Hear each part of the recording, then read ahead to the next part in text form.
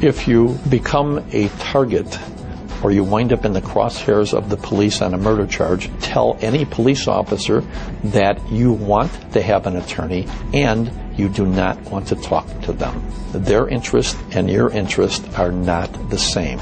There are a lot of criminal defense attorneys in Chicago, and there's a lot of good criminal defense attorneys in Chicago. Whether or not that person is competent to handle a murder case depends on the experience and the sophistication of that person.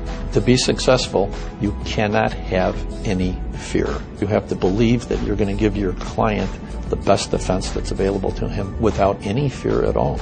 Less experienced attorneys get nervous about this because the consequences of failing are extreme to your client. The fact that I have been certified to represent people in death penalty cases means that the Illinois Supreme Court has determined that I have the qualifications and experience necessary to represent people that have been charged with murder for which the ultimate sanction is available, that is, your execution.